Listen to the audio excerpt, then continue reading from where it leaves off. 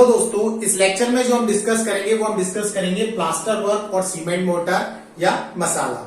तो इसमें हम लोग रेट एनालिसिस करेंगे प्लास्टर वर्क की एंड कितना ड्राई मटेरियल आपका लगेगा वो डिस्कस करेंगे और क्या क्या डिडक्शंस होते हैं प्लास्टर में वो हम लोग यहाँ पर डिस्कस करेंगे।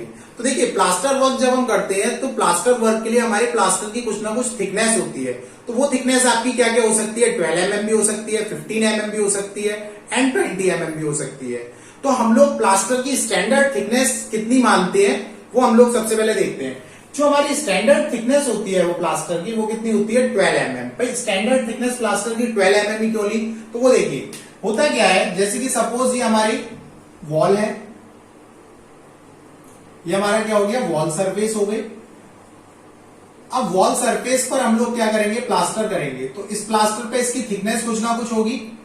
अब इसकी थिकनेस हमारी क्या क्या हो सकती है भाई, 12 mm भी हो सकती है, 15 mm भी हो सकती है, 20 mm भी हो सकती है। तो भाई हम लोग ज्यादा प्लास्टर की थिकनेस को क्यों नहीं लेते, क्यों प्रेफर नहीं करते। होता क्या है, जब हम प्लास्टर करते हैं तो प्लास्टर करने पर जैसे ही हम इसमें क्या करेंगे, क्यूरिंग करेंगे। सपोज हमने प्लास्टर करा, प्लास्टर करने के बाद हम क्या करते हैं, उसकी क्यूरिंग करते हैं, यानी क्यूरिंग का मतलब तराई करते हैं। तो उस तराई में, उस क्यूरिंग में क्या होता है कि जो आउटर सरफेस होगा प्लास्टर का, उस आउटर सरफेस पर तो टेम्परेचर कैसा हो जाएगा, कम हो जाएगा यानी लो हो जाएगा। और इनर सरफेस पर क्या होगा, इनर सरफेस पर आपका टेम्परेचर हाई रहेगा। तो इसकी वजह से क्या हो सकता है, वहां पर क्रैक्स आ सकते हैं। अगर हम उसकी थिकनेस ज्यादा लेंगे तो ये प्रॉब्लम आ जाती है। तो इसीलिए इसकी स्टैंडर्ड जो थिकनेस रखी प्लास्टर की वो कितनी रखी, 12 mm। क्यों रखी, क्योंकि वेरिएशंस ऑफ टेम्परेचर के कारण वहां पे क्या हो सकते हैं, क्रैक्स डेवलप हो सकते हैं। तो ये चीज थी पहली। दूसरी चीज क्या थी कि भाई हम ड्राई मटेरियल इसमें कितना लेंगे। तो ड्राई मटेरियल हम लोग कितना लेंगे, वो किसकी वजह से हम एक्स्ट्रा लेंगे। देखिए सपोज होता क्या है, जैसे कि सपोज ये वॉल है, इस वॉल पर अगर आप क्या करोगे, प्लास्टर करोगे, तो ये प्लास्टर करने पर यहां पर क्या होता है, इरेगुलर सरफेसेस रहते हैं ज्वाइंट्स पर। भाई ज्वाइंट्स पर बिल्कुल प्लेन तो रहता नहीं है, तो इरेगुलर सरफेस की वजह से एंड कुछ ना कुछ डिप्रेशंस होते हैं उसमें और कुछ ना कुछ प्लास्टर का वेस्टेज होता है। एक तो ये, इसकी वजह से हमें क्या लेना पड़ता है, एक्स्ट्रा मटेरियल लेना पड़ता है। दूसरी चीज, हमारे ड्राई मटेरियल में अगर हम सीमेंट की बात करें या सैंड की बात करें, भाई प्लास्टर किसका होता है, सीमेंट और सैंड का ही तो कॉम्बिनेशन होता है भाई, सीमेंट और सैंड का कॉम्बिनेशन, यानी एक साइड सीमेंट हो एक साइड सैंड, इसी को मिला के तो हम प्लास्टर बनाते हैं। तो उसमें क्या होता है भाई, सीमेंट और सैंड में कुछ, उस सैंड में क्या होता है, व्हाइट्स प्रेजेंट रहते हैं। तो उस व्हाइट्स की वजह से हमें क्या लेना पड़ता है, मटेरियल थोड़ा सा ज्यादा लेना पड़ता है। तो वो मटेरियल कितना ज्यादा लेना पड़ता है उन दोनों की वजह से, वो कितना लेना पड़ता है हमें, 50 से 60% एक्स्ट्रा ड्राई मटेरियल, यानी due to regular surfaces and whites takes 50 से 60% हम लोग क्या करते हैं, उसका एक्स्ट्रा लेते हैं। तीसरी चीज, अब देखिए कैलकुलेशन पर आते हैं भाई कि कैलकुलेशन किस तरीके से इसकी होगी। तो इसकी कैलकुलेशन पर अगर हम बात करें तो इसकी कैलकुलेशन पर जो होगा वो आपका क्या होगा कि सपोज हमें 12 mm प्लास्टर करना है और आपकी जो वॉल है वो 100 स्क्वायर मीटर है। जैसे सपोज इस टाइप से, ये सपोज हमने वॉल मान ली, यहां पर हमको क्या करना है, प्लास्टर करना है। ठीक है, वो प्लास्टर कितने mm का कर रहे हैं हम, 12 mm का। तो भाई उसमें आपकी वॉल की क्या होगी, लेंथ होगी, लेंथ आपकी 10 मीटर एंड हाइट आपकी 10 मीटर। तो इसका अगर हम एरिया निकालें तो एरिया कितना हो जाएगा भाई, 100 स्क्वायर मीटर। तो 100 स्क्वायर मीटर पर हमें क्या करना है, प्लास्टर करना है 12 mm का। तो हम किस तरीके से करेंगे, तो उसका अगर हम वॉल्यूम निकालना चाहें तो वॉल्यूम कितना हो जाएगा, वॉल्यूम जो हो जाएगा वो 100 इंटू 0.012, यानी इसको हम mm को मीटर में चेंज कर लेंगे, वो कितना आ जाएगा, 1.2 मीटर क्यूब। अब भाई इतना तो आपका वॉल्यूम हो गया। अब इतना ही हम लोग ड्राई मटेरियल तो नहीं ले सकते, क्योंकि व्हाइट्स और इरेगुलर सरफेसेस भी और वेस्टेज भी होगा कुछ ना कुछ। तो हम लोग क्या करते हैं, इसमें से 50 से 60% एक्स्ट्रा लेंगे।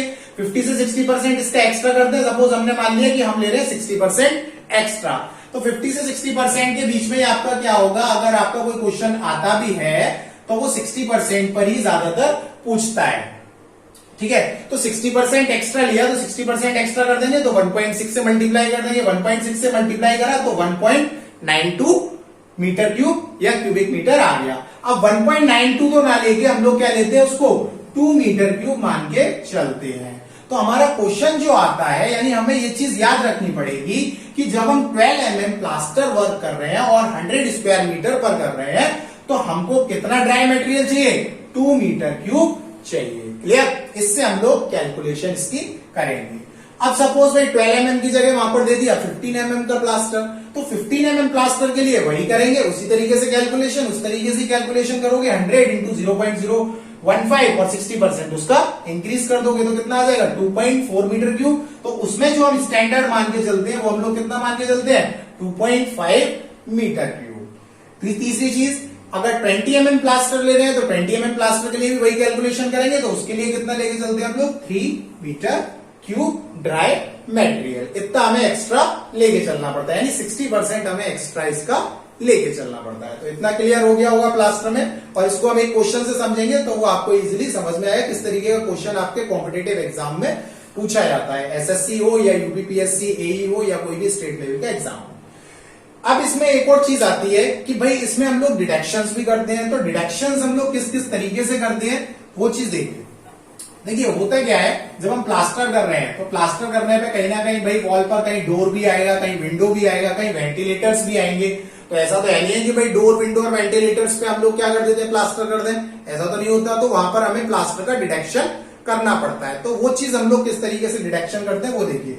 इन केस ऑफ प्लास्टर वर्क, अगर हम प्लास्टर वर्क की बात करें तो एंड्स ऑफ बीम्स, बीम्स के एंड्स पर, and end of rafter, rafters के एंड्स पर, और तीसरा small area up to 0.5 metre square, 0.5 metre square तक अगर स्मॉल एरिया है उसका, तो हमारा कोई भी डिडक्शन अप्लाई नहीं होगा। यानी आपका सपोज कोई वेंटिलेटर आ गया, भाई आप क्या कर रहे हो? वॉल पर प्लास्टर कर रहे हो, उस प्लास्टर पर आपका एक वेंटिलेटर आ गया। अब वेंटिलेटर जो आया वो आपका सपोज 600 mm का है और ये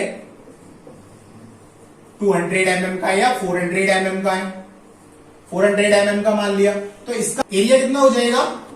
area is equal to 240000 mm square. अगर हम इसको किस में चेंज करें? मीटर स्क्वायर में चेंज करें तो कितना आ जाएगा? 0.24 मीटर स्क्वायर। तो अगर हमारा वेंटिलेटर इतने साइज का है तो हमारा एरिया कितना आ रहा है? 0.24 मीटर स्क्वायर। तो वहां पर हम डिडक्शन उसका नहीं करेंगे, क्योंकि हमने यहाँ पे क्या बोल रखा है? अगर एरिया आपका 0.5 मीटर स्क्वायर तक है तो वहां पर हमारा कोई भी डिडक्शन नहीं होगा। अगर इससे ज्यादा है तो हमारा डिडक्शन होगा। इसलिए हम लोग ज्यादातर डोर्स और विंडोज के लिए क्या करते हैं? प्लास्टर में डिडक्शंस करते हैं।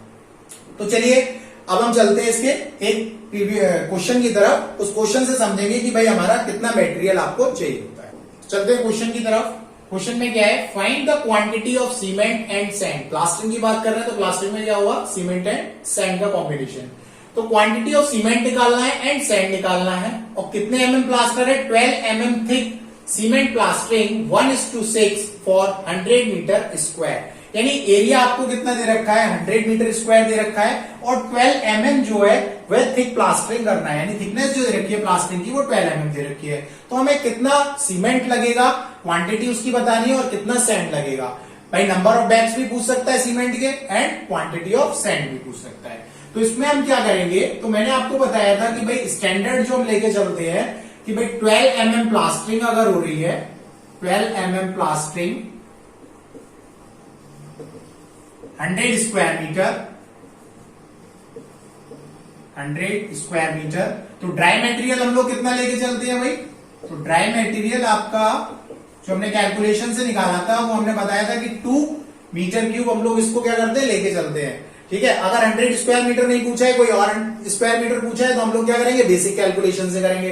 बट आपका क्वेश्चन जो है वहां पर 100 स्क्वायर मीटर से ही ज्यादा पूछा जाता है, क्योंकि कैलकुलेशन जो होती है वो उसकी थोड़ी सी टिपिकल हो जाती है, क्योंकि वहां पर हमारा टाइम कम होता है। तो इसीलिए हम क्या करते हैं? स्टैंडर्ड जो है वो याद कर लेते हैं कि ड्राई मटेरियल जो होगा 100 स्क्वायर मीटर और 12 mm प्लास्टिक के लिए वो कितना होगा?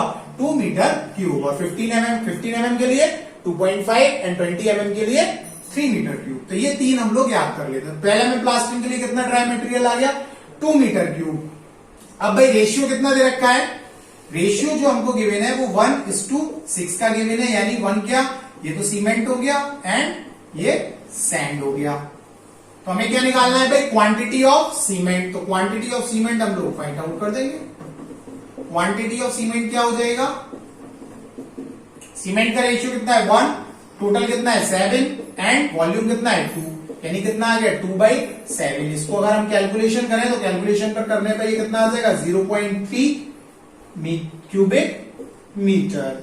ठीक है, और क्वांटिटी ऑफ सैंड निकालें 0.3 क्यूबिक मीटर आ गया। एंड क्वांटिटी ऑफ सैंड अगर हम यहाँ पे फाइंड आउट करें तो क्वांटिटी ऑफ सैंड कैसे फाइंड आउट हो जाएगा, क्वांटिटी ऑफ सैंड में हम लोग ले लेंगे सैंड का प्रोपोर्शन कितना है 6, टोटल कितना है 7 एंड 2 का मल्टीप्लाई हो जाएगा, 2 आपका क्या है टोटल वॉल्यूम। तो यहां से कितना आ जाएगा, ये आ जाएगा आपका 1.8 क्यूबिक मीटर या फिर मीटर क्यूब। ठीक है, ये आपका क्वांटिटी ऑफ सैंड आ गया। बाई चांस यहां पर पूछ सकता है कि भाई क्वांटिटी ऑफ सीमेंट ना पूछ के नंबर ऑफ बैग्स, तो नंबर ऑफ बैग्स कितने लगेंगे भाई सीमेंट के,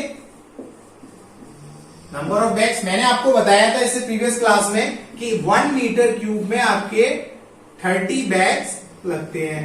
1 मीटर क्यूब अगर आप कर रहे हैं तो वहां पर 30 बैग्स लगेंगे। तो यहां पर कितने मीटर क्यूब है 0.3 मीटर क्यूब, तो 0.3 मीटर क्यूब का हम लोग 30 से क्या कर देंगे मल्टीप्लाई कर देंगे, तो कितना आ जाएगा 9 बैग्स, यानी आपके 9 बैग्स क्या लगेंगे सीमेंट के लगेंगे। और सैंड की जो वॉल्यूम लगेगा वो कितना आएगा 1.2 क्यूबिक मीटर। इसी के बेस पर हम लोग क्या करते हैं, इसकी रेट की एनालाइज करते हैं। इसके हम लोग रेट लेते हैं कि कितने मीटर क्यूब आपकी सैंड चल रही है और कितने रुपए पर बैग्स आपके सीमेंट के हैं। तो इससे हम लोग रेट एनालिसिस करते हैं। तो इस लेक्चर में इतना ही। नेक्स्ट लेक्चर में आपको मैं बताऊंगा ब्रिक वर्क का हम लोग किस तरीके से ब्रिक वर्क की कैलकुलेशन को करते हैं। तो thank you so much for watching the video. अगर आपको मेरा वीडियो पसंद आया हो तो प्लीज शेयर करिए, सब्सक्राइब करिए। Thank you.